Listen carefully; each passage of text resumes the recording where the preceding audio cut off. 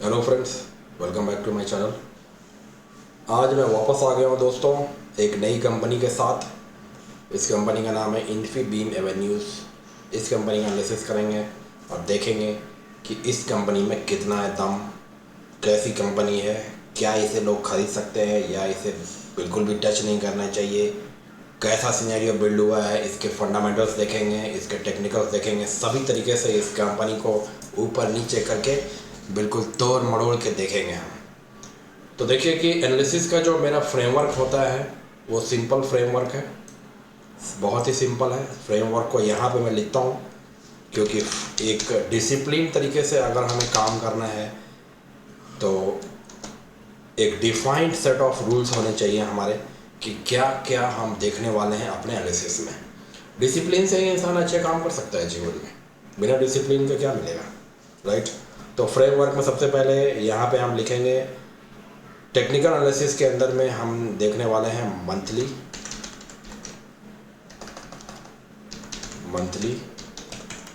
Weekly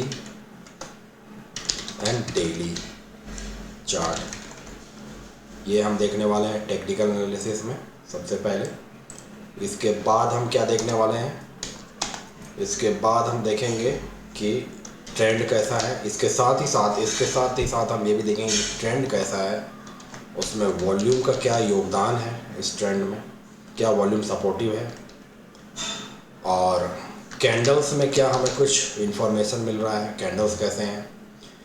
ये दो तरीके से, मतलब ये सारे फैक्टर्स के साथ हम टेक्निकल एनालिसिस करेंगे। और इसके बाद थर्ड नंबर पे हमारा आएगा फंडामेंटल्स कैसे है, इसके फंडामेंटल एनालिसिस। ठीक है, तो ये हमारा फ्रेमवर्क है। फ्रेमवर्क में डिसिप्लिन के साथ काम करेंगे, काम अच्छा करने की कोशिश करेंगे। आइए सबसे पहले देखते हैं, मंथली टाइम फ्रेम में आ जाते हैं। मंथली में क्या चल रहा है इसको यहाँ साइड कर देता हूँ मैं। इन्फीबीम एवेन्यूज़ वॉल्यूम कैसा है इस कंपनी में, सबसे पहले ये देख लेते हैं। यहाँ पे आप देख सकते हैं वॉल्यूम ऊपर में दिखा रहा है। जैसे जैसे मैं इसे होवर करूँगा माउस को यहाँ से यहाँ तक, वॉल्यूम यहाँ पे चेंज होता जा रहा है। 12 मिलियन आप देख सकते हैं, 134 मिलियन ये मंथली वॉल्यूम है।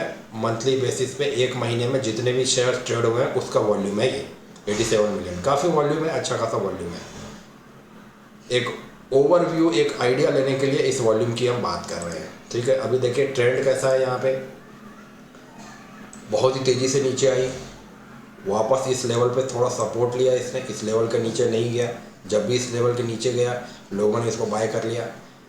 इसके हाई को यहाँ पे ब्रेक किया, ऊपर आया, ऊपर आकर के एक नया हाई यहाँ पे बनाया। इस लेवल को हम बोल सकते हैं रेजिस्टेंस लिया, यहाँ पे थोड़ा नीचे आया मगर ये हायर लो बना लिया। यहाँ पे ये एक हायर लो है, ये एक पहला लो है, ये हायर लो है। हायर लो के बाद क्या किया इसने, सेम लो बनाता हुआ फिर इसने हायर हाई बनाना यहाँ पे स्टार्ट किया।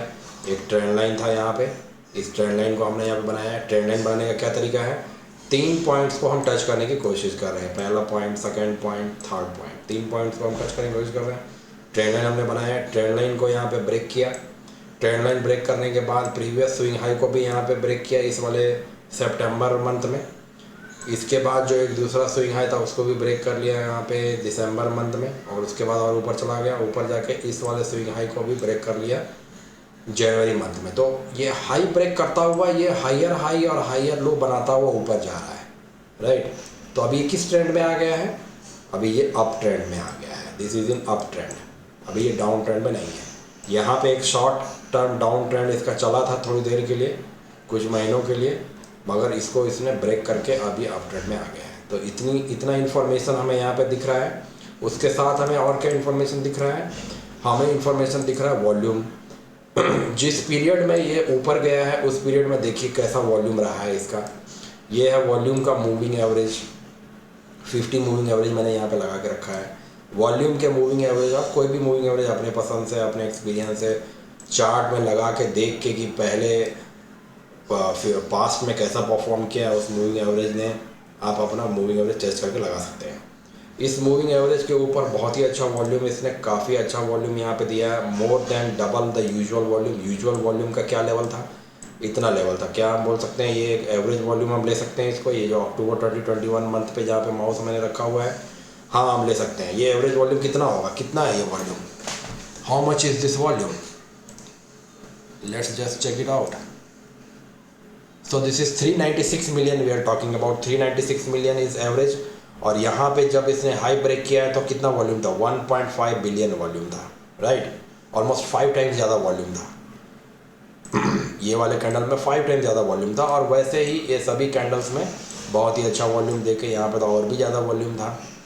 वॉल्यूम के साथ इसने ब्रेकआउट किया है, वॉल्यूम हमने यहाँ पे देख लिया। इसको हम जल्दी से अब ये सभी चीज़ों को डिलीट करते हैं। अब नेक्स्ट हम यहाँ पे मंथली में ही हम यहाँ पे देखने वाले हैं कैंडल। अभी आप नोटिस करिए कि जब मैं जैसे मैं डिलीट कर रहा हूँ यहाँ पे, आप नोटिस करिए इस महीने में 3 जून को क्या हो गया। 3 जून वाले महीने में क्या हो गया, ये मंथली कैंडल है।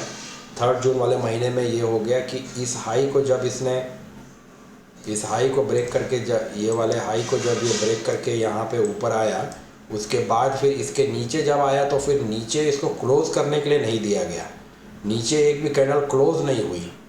जब भी ये इस लेवल के नीचे आ रहा है तो इसे एग्रेसिवली बाय कर लिया जा रहा है। यहाँ पे एक हैमर कैंडल बना है मंथली में, जून मंथ में। हैमर कैंडल के पीछे क्या कॉन्सेप्ट है, हैमर कैंडल के पीछे ये कॉन्सेप्ट है कि मार्केट यहाँ पे ओपन हो रही है, ओपन हो गया, मार्केट नीचे आई, नीचे बहुत सारे बायर्स यहाँ पे अवेलेबल थे। उन बायर्स ने एग्रेसिवली बाइंग अपॉर्चुनिटी देखा और तुरंत इसको बाय किया, हर एक नीचे के लेवल पे बाय करके वापस इसको यहीं पे पहुंचा दिया जहाँ से ये स्टार्ट हुई थी। थोड़ा और ऊपर गई कंपनी, वापस इसी जगह पे नीचे आ गई। तो इससे बन गया एक हैमर ये हैमर का कॉन्सेप्ट है। हैमर ने क्या बताया हमें, हैमर ने बताया कि काफ़ी बुलिश है और नीचे के लेवल पे काफ़ी अच्छा डिमांड है। इसमें डिमांड की बात बताई हैमर ने, राइट। तो इस चीज़ को हम समझते हुए आगे बढ़ते हैं। यहाँ पे हमें जून मंथ में एक हैमर देखने को मिल गया है। अब हम हमारा मंथली एनालिसिस हमने ऑलमोस्ट कंप्लीट कर लिया है। अब हम चलते हैं वीकली में। वीकली में क्या सिनेरियो चल रहा है, वीकली में हम आ गए। वीकली में भी हमने एक ट्रेंड लाइन बनाया हुआ है दोस्तों। ट्रेंड लाइन के लिए वही सेम कॉन्सेप्ट जो हम हर बार बात करेंगे इस कॉन्सेप्ट की, ताकि एक ही चीज़ हम अगर हर बार बात करेंगे, हर बार एक ही काम करेंगे, तो हमारे मन में एक सॉफ्टवेयर की तरीके से, एक प्रोग्राम की तरीके से सबकॉन्शियस माइंड में ये सारा इन्फॉर्मेशन ऑटोमेट होने लग जाएगा। जब हम अपने रियल लाइफ में ट्रेडिंग करेंगे तो जो भी इंफॉर्मेशन है वो ऑटोमेटिकली सामने आएगा और बाइंग और सेलिंग का डिसीज़न हमारा जो होगा वो एकदम ऑटोमेटिक होगा, without much effort, without much thought behind it होने लगेगा। और इसी के लिए हम प्रैक्टिस करते हैं, इसी के लिए कई बार एक ही काम को किया जाता है। तो कई बार मैं आपको यही बात बता रहा हूँ कि ट्रेंड लाइन कैसे ड्रॉ करते हैं। यहाँ पे हमने 3 पॉइंट्स मिलाने की कोशिश की है, 1 2 3, और यहाँ पे तो काफ़ी पॉइंट्स मिल गए हैं। सिंपल कॉन्सेप्ट है ट्रेंड लाइन का। इस ट्रेंड लाइन को वीकली में हम देख रहे हैं कि इसने ब्रेक भी किया हुआ है यहाँ पे इस वाले कैंडल में। इसके पहले जो इस जून महीने का कैंडल हम मंथली में देख रहे थे, वही चीज़ हमें वीकली में भी यहाँ पे दिख रही है। यहाँ पे भी एक हैमर बना है। हैमर का कॉन्सेप्ट अभी हमने सीख लिया है, काफ़ी बुलिश है। इस कॉन्सेप्ट के साथ आगे बढ़ते हुए अब हम इसकी बात करते हैं कि अभी तक देखिए ये लोअर हाई और लोअर लो इस शॉर्ट टर्म टाइम फ्रेम में ये बना रहा था। यहाँ पे देखिए एक लो बनाया, अभी यहाँ से इसने हायर लो बनाया है, दिस इज़ हायर लो। अभी हम दोस्तों वीकली टाइम फ्रेम की बात कर रहे हैं, इसके पहले हमने मंथली में देखा था। तो यहाँ पे इसने हायर लो बनाया है। हायर लो बनाने के बाद इसने क्या किया, हायर लो बनाने के बाद इसने इस 22 जुलाई वाले वीक में पिछले वीक के हाई को भी इसने ब्रेक करके उसके ऊपर क्लोज किया है। पिछले वीक का हाई जो था वो कहाँ पे था, ये लेवल पे था। इस वीक का हाई 22 जुलाई वाले वीक का हाई कहाँ पे आ गया है, क्लोजिंग कहाँ पे आ गया 22 जुलाई वाले का, यहाँ पे आ गया इस लेवल पे, इसके ऊपर है क्लोजिंग। तो ये क्लोजिंग ऊपर क्या है, मतलब क्या किया है इसने क्या किया, इसने यही किया है जिसकी बात मैं बार बार करता हूँ, हायर हाई और हायर लो बनाया है। Short term time frame, weekly time frame में इसने हायर हाई बना लिया यहाँ पे। ठीक है, इसको मैं डिलीट करता हूँ फटाफट, आगे बढ़ेंगे। आगे बढ़ते हुए हमने इसका वीकली एनालिसिस कर लिया है। अभी हम वीकली एनालिसिस में हम क्या बात करेंगे, हमें क्या चाहिए यहाँ पे, हमें ये चाहिए कि प्रीवियस स्विंग हाई जो इस लेवल पे है, यानी कि ये कौन सा लेवल है, 33.63 का लेवल है, ये 33.63, राइट। इस लेवल के ऊपर अगर ये चला जाए तो हमारे हिसाब से ये पॉजिटिव बन जाएगा, क्योंकि फिर ये हायर हाई हायर लो बनाएगा तभी तो ये ऊपर जाएगा, नहीं तो ये जा ही नहीं पाएगा। नहीं तो फिर ये ऊपर लोअर हाई लोअर लो बना के और नीचे भी आ सकता है, ब्रेक कर देगा। हम चाहते हैं कि ये इसके ऊपर जाए, इसके ऊपर जाने के लिए इसको हायर हाई और हायर लो ही बनाना पड़ेगा। ठीक है, और तो ये हमारा लेवल है, इस लेवल को हम ध्यान रखेंगे। हमने वीकली एनालिसिस भी कर लिया है। वीकली में क्या हमें वॉल्यूम मिला, हमें यहाँ मंथली में काफ़ी वॉल्यूम मिला था, वॉल्यूम की बात की थी हमने, बट वीकली में हमें वो वॉल्यूम यहाँ पे मिसिंग दिख रहा है। इसका मतलब क्या है, इसका मतलब ये है कि अभी हमें वॉल्यूम में फॉलो थ्रू या वॉल्यूम में ब्रेकआउट हमें अभी नहीं मिला है। अभी चार्ट में भी हम ये देख सकते हैं कि एकदम क्लियर ट्रेंड, इस्टेब्लिश ट्रेंड हमें अभी यहाँ पे नहीं मिला है। ठीक है, इतना हमें एनालिसिस से पता चल गया है। लेकिन स्टॉक तो बुलिश है, हमने ये मंथली में देख लिया है, और वीकली में भी हमें ऐसा लग रहा है ये हैमर देख के और ये हायर लो देख के कि सपोर्ट लेता हुआ दिख रहा है। बिल्कुल कुछ तो बात है, कुछ तो हो रहा है यहाँ पे, कुछ घोटाला चल रहा है इस कंपनी में। अब हम इसको डेली में चले जाते हैं, इन सभी चीज़ों को डिलीट करते हुए डेली में चलते हैं। डेली में क्या हो रहा है भाई, डेली में भी, हाँ डेली में भी इसी ट्रेंड लाइन को अगर हम देखें और यहीं पे हम फिर से देखें तो यहाँ पे सपोर्ट लेता हुआ दिखा है। देखिए एक बड़ा वीक इसने बनाया है, इस पूरे जोन में बाइंग हुई है, इसी वजह से ये वीक आया है। जैसे ही मार्केट नीचे आया लोगों ने इसको बाय कर लिया, बाय करके नीचे क्लोज करने नहीं दिया, इसी वजह से वीक फॉर्म हुआ। वीक का यही कॉन्सेप्ट है। फटाफट बात कर रहा हूँ मैं, अगर आप लोगों को थोड़ा फास्ट लगे तो उसके लिए आप वीडियो को के पीछे जाकर रिवाइंड करके देख सकते हैं, थोड़ा स्लो करके देख सकते हैं। ठीक है, अभी यहाँ पे देखिए प्रीवियस स्विंग है, यहाँ पे ये वाला है इसका, अभी का स्विंग हाई ये वाले का स्विंग है यहाँ पे है। ठीक है, इस स्विंग हाई को इसने अभी तक ब्रेक किया है क्या, अभी तक इसने ब्रेक नहीं किया, लेकिन क्या किया इसने, एक बढ़िया कैंडल इसने बनाया है। और डेली में हम यहाँ पे देख सकते हैं कि अच्छा वॉल्यूम के साथ इसने बनाया है। क्या वॉल्यूम है डेली में, 69 मिलियन वॉल्यूम के साथ इसने बड़ा ऑलमोस्ट बुलिश मारूबोजू टाइप का कैंडल इसने बना दिया है। और इस कैंडल में अबव एवरेज वॉल्यूम है। एवरेज वॉल्यूम कितना आ रहा है यहाँ पे, एवरेज वॉल्यूम 6 मिलियन के आसपास आ रहा है। इस पर्टिकुलर डे में वॉल्यूम कितना है, 69 मिलियन है। 10 टाइम्स ज़्यादा वॉल्यूम इसने यहाँ पे बनाया हुआ है। कौन सा डेट है ये, 26 जुलाई की बात है। उसके बाद क्या कर रहा है, उसके बाद ये फ्लैग पैटर्न बना रहा है, और या नहीं तो हम बोल सकते हैं कि पेनेंट पैटर्न इसमें ये अभी बना रहा है। अभी इस फ्लैग पैटर्न या पेनेंट पैटर्न का जैसे ही ये इसके ऊपर ब्रेकआउट करे, ठीक है, और ये प्रीवियस स्विंग हाई जो ये वाला है इस लेवल को भी निकाल दे तो यहाँ से स्टॉक क्या हो जाएगा, यहाँ से हम ये एक्सपेक्ट कर सकते हैं कि ये स्टॉक अगर ये यहाँ पे इस ब्रेकआउट को इसने किया तो हायर हाई हायर लो बनाता हुआ क्या हो जाएगा, ऊपर चला जाएगा ये, राइट। तो यहाँ पे हमने यहाँ पे मैं फिर से एक बात जो हर वीडियो में बोलता हूँ दोस्तों, यहाँ पे फिर से बोल देता हूँ कि ये कोई भी स्टॉक रिकमेंडेशन नहीं है। मैं नहीं बोल रहा हूँ कि इमीडिएटली इन्फीबीम एवेन्यूज़ जाके भर लीजिए आप अपने ट्रेडिंग अकाउंट में, बिल्कुल भी नहीं।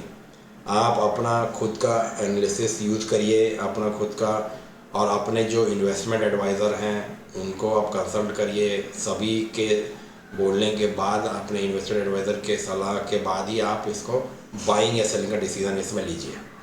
अभी जो हम ये बात कर रहे हैं ये हम सिर्फ और सिर्फ एनालिसिस पर्पस के लिए इसको डिस्कस कर रहे हैं, ठीक है। तो अभी हमने इसका डेली में भी देख लिया, अभी हमें सिनेरियो इसका क्लियर हो गया है। हमने इसका मंथली, वीकली और डेली सभी का एनालिसिस यहाँ पे चार्ट में एनालिसिस कर लिया है दोस्तों। अब जल्दी से जल्दी इसके बाद हम चलेंगे इसके फंडामेंटल्स की तरफ। फंडामेंटल्स के लिए मैंने सेम अपना पुराना screener.in वेबसाइट, फेवरेट वेबसाइट लगा दिया है। यहाँ पे हम देख सकते हैं कि कंपनी क्या काम करती है। इतनी बातें हमने कर ली, इतने सारे हमने इसके चार्ट के फैक्टर्स देख लिए, लेकिन अभी तक हमने ये बात नहीं की कंपनी क्या काम करती है। तो दोस्तों ये एक फिनटेक कंपनी है। फिनटेक कंपनी में भी इसकी जो स्पेशल फीचर है वो ये है कि मैं आपको बता दूं, IAL Infibeam Avenues limited is India's third largest payment solution provider in terms of revenue and market share. तो third largest payment solution provider है, तीसरी सबसे बड़ी कंपनी है पेमेंट वाले, डिजिटल पेमेंट गेटवे कह लीजिए, डिजिटल पेमेंट का प्लेटफॉर्म प्रोवाइड करने के लिए, सॉल्यूशन प्रोवाइड करने के लिए थर्ड लार्जेस्ट कंपनी। तो अच्छी बड़ी कंपनी है, और इसी वजह से फिनटेक का इतना अच्छा फीचर है। लोगों ने फिनटेक को बहुत, स्टॉक मार्केट ने फिनटेक को बहुत ही सराहा है पिछले कुछ समय में। बहुत ही बड़े हैं फिनटेक कंपनीज के शेयर प्राइसेस। देखिए शेयर प्राइस क्यों बढ़ते हैं, शेयर प्राइस बढ़ने के पीछे एक बहुत ही मेजर रीज़न होता है कि लोग फ्यूचर में जो वैल्यू मिलने वाला है कंपनी से उसको आज प्रेजेंट के डेट में डिस्काउंट करते हैं। इसकी वजह से ही शेयर प्राइस बढ़ते हैं। और किसी भी फिनटेक कंपनी में ये बिल पूरी तरह से लागू होती है ये बात। अब इस कंपनी की बात चली है तो एक बार इसके पीयर्स को भी हम देख लें। पीयर्स हम देखें तो Oracle financial services, Policybazaar, fintech, KPIT technology, Tata Elxsi, Coforge, Tata technology, first source solution, ये सारे इसके पीयर्स हैं। पी रेशियो की अगर हम बात करें, पी रेशियो क्या होता है इसके बारे में मैंने शायद पिछले वीडियो में बात की हुई है। अभी फिर से एक बार 1 मिनट में बता देता हूँ। मार्केट प्राइस पर शेयर बाय अर्निंग्स पर शेयर, इसका मतलब क्या हुआ? ये तो एक सिंपल रेशियो वाली बात, मैंने एक फार्मूला मैंने बोल दिया नहीं, ये फार्मूला तो है ही बट इसके पीछे एक मीनिंग है। मार्केट प्राइस पर शेयर डिवाइडेड बाय अर्निंग्स पर share, how many times of earnings is the market participants are the market participants ready to pay for this stock. This is what is represented in PE ratio. How many times of the earnings of the company are the market participants ready to pay for the company? For example, अगर किसी company का earning 1 रुपये है तो market participants क्या उसके लिए 1 रुपये से कम पैसे देने के लिए तैयार हैं उसे खरीदने के लिए, या 1 रुपये से ज़्यादा पैसे देने के लिए तैयार हैं? कई केसेस में 1.5 देने के लिए तैयार होंगे 1 रुपये के अर्निंग्स के लिए, 1.5 शेयर प्राइस का दाम बनेगा। कई केसेस में 0.5 भी हो सकता है, इवन दो की अर्निंग्स 1.1 है लेकिन जो उसका प्राइस है वो 0.5 भी हो सकता है। वैसे ही केस में यहाँ पे 50 टाइम्स ऑन द एवरेज हम ये देख सकते हैं पीयर्स के कंपैरिजन में, ऑलमोस्ट 40 to 50 टाइम्स लोग देने के लिए तैयार हैं। इतना ज़्यादा क्यों देने के लिए तैयार है लोग? क्या इन कंपनीज के पास इतना रेवेन्यू है या किस बेसिस पे देने के लिए तैयार है? ये लोग सारे फ्यूचर में जो फिनटेक कंपनीज का स्कोप है ग्रोथ का, जो उनका बिजनेस मॉडल है, जो इंडिया की और वर्ल्ड की जो ग्रोथ स्टोरी अभी चल रही है, जिस लेवल पे फाइनेंशियल जो क्या बोलते हैं कि फाइनेंशियल ट्रांजैक्शंस में सॉफ्टवेयर सर्विसेज का कितना बड़ा रोल है, उसके बेसिस पे लोगों ने 50 PE इसका बना दिया है इसको खरीद के। तो हम ये नहीं बोल सकते हैं कि बहुत कॉस्टली है, ये एकदम सब्जेक्टिव टर्म है। हो सकता है ये 50 से और भी ज़्यादा चली जाए, हो सकता है कि कंपनी अपने अर्निंग्स से इंप्रूव करता चले जाए। और उस हिसाब से देखिए PE रेशियो में जब P/E है, E अगर इंक्रीज़ होगा तो ओवरऑल PE क्या हो जाएगा? वो कम हो जाएगा। तो अर्निंग्स इंक्रीज होने से PE रेशियो और कम भी होता चला जाएगा समय के साथ, उससे और ज़्यादा पैसे आएंगे। ऐसे ये साइकिल चलता रहता है बिजनेस का। एनीवेज, शॉर्ट में हमने बात कर ली PE रेशियो की। आगे बढ़ते हैं। हमारी कंपनी यहाँ पे इन्फीबीम रेवेन्यूज़ ये है ऑलमोस्ट मोटा मोटी same as compare to other fintech companies, उन्हीं के अराउंड इसकी PE है, तो कोई वरी या सोचने वाली बात नहीं है। वापस चलते हैं प्रॉफिट एंड लॉस में। प्रॉफिट देख रहे हैं, काफ़ी प्रॉफिट यहाँ पे बढ़ी रही है कंपनी की। प्रॉफिट कोरोना में थोड़ा असर पड़ा था लेकिन उसके बाद जो है 600 समथिंग करोड़ से 3,000 करोड़ बन गई, यानी कि ऑलमोस्ट 5 टाइम्स बढ़ चुकी है इसकी सेल्स। प्रॉफिट हम देख सकते हैं, प्रॉफिट 156 करोड़, 5% प्रॉफिट है इसकी, राइट। 3,000 करोड़ 156 करोड़, 5% प्रॉफिट है ऑलमोस्ट। चलिए कोई नहीं। सेल्स ग्रोथ का क्या रेट है? 10 ईयर्स में 31% compounded sales growth, average sales growth है ये। कंपाउंडेड प्रॉफिट ग्रोथ 23% है 10 ईयर्स में। CAGR, excuse me, stock price CAGR जो है वो 26% है, प्राइस का इंक्रीज़। रिटर्न ऑन इक्विटी 4% है। ठीक है, देखिए कि ये सारे फिगर्स बहुत ज़्यादा मैटर नहीं कर रहे हैं क्योंकि फिनटेक का ज़माना चल रहा है भाई, सिंपल सी बात। इक्विटी, हाँ देखिए बहुत सारे रिजर्व इसने जमा कर लिए हैं पैसे, रिटर्न अर्निंग से अच्छी बात है। फ्यूचर में कुछ भी इसे एक्सपेंशन करना हो, कुछ भी करना हो, इसके पास इतने पैसे हैं। देखिए जनरली सारे सॉफ्टवेयर कंपनीज कैश रिच होते हैं, उनके पास जितने पैसे हैं वो उनका तो काम ही है जो कि सॉफ्टवेयर का काम है। अब सॉफ्टवेयर में कोई डेली के बेसिस पे कोई बड़ा इंफ्रास्ट्रक्चर स्पेंड नहीं करने की ज़रूरत पड़ती है। ये कोई हेवी मशीनरी वाली कंपनी नहीं है कि बहुत सारे मशीन्स फैक्ट्रीज बिठाए जाए। यहाँ पे मैन पावर जो है वही इनके रिसोर्सेज हैं, वो लोग सॉफ्टवेयर बनाएंगे, इन्हें प्रोजेक्ट्स मिलेंगे फॉरेन कंपनीज से या इंडियन कंपनीज से, और इनका मैन पावर, इनके जो ह्यूमन रिसोर्स है वो प्रोजेक्ट्स पे काम करके सॉफ्टवेयर बना करके डिलीवर करेंगे। यही इनका मोटा मोटी बिजनेस मॉडल होता है। तो ये कंपनीज इसकी वजह से इनके एक्सपेंसेस बहुत ज़्यादा नहीं होते हैं, तो बहुत सारा कैश एक्यूमुलेट हो जाता है। ये सारे सॉफ्टवेयर की कंपनीज कैश रिच कंपनीज होते हैं। अभी हम आगे बढ़ते हैं। लाइबिलिटीज़ में भी हम देख रहे हैं बोरोइंग्स 83, बहुत ही कम बोरोइंग है। डेट टू इक्विटी बहुत ही अच्छा है इसका, इक्विटी ही इक्विटी है, डेट बिल्कुल भी नहीं है, बहुत कम है। उसके बाद cash from operating activity, cash भी बहुत बढ़ गया है यहाँ पे 720 करोड़, बहुत ही अच्छा ग्रोथ यहाँ पे जनरेट हुआ है कैश। ठीक है, तो मोटा मोटी इसके रेशियो तो हम नहीं देखेंगे क्योंकि हमने प्रॉफिट एंड लॉस अकाउंट वगैरह बैलेंस शीट तो देख लिया है। चलिए ठीक है, तो इस हिसाब से हमने यहाँ पे हमारा फ्रेमवर्क यूज़ करके इसका एनालिसिस किया है। फ्रेमवर्क हम यहाँ पे एक बार लास्ट में एनालिसिस के लिए आपके ईज़ के लिए ये नोट कर लेते हैं कि हमने कैसे इसका एनालिसिस किया है, क्या हमारा फ्रेमवर्क रहा है। सबसे पहले हमने इसका मल्टी टाइम फ्रेम एनालिसिस किया है, जिसमें कि monthly, weekly and daily chart हमने देख लिया है। सेकंड हमने क्या किया है, इसके साथ में हमने ये देख लिया कि इसमें कैसा ट्रेंड चल रहा है अभी, इसके साथ वॉल्यूम क्या है, इसके ट्रेंड के लिए सपोर्टिव है, कब वॉल्यूम ने सपोर्ट किया है, कब वॉल्यूम ने सपोर्ट नहीं किया, ये हमने देख लिया। कैंडल्स कैसे बने हैं और उनका क्या सिग्निफिकेंस है, ये भी हमने देख लिया। ये दोनों part monthly, weekly, daily plus trend, volume, candle, ये पूरा टेक्निकल एनालिसिस के अंदर हमने देख लिया है। बाद में हमने इसका फंडामेंटल एनालिसिस भी देख लिया है।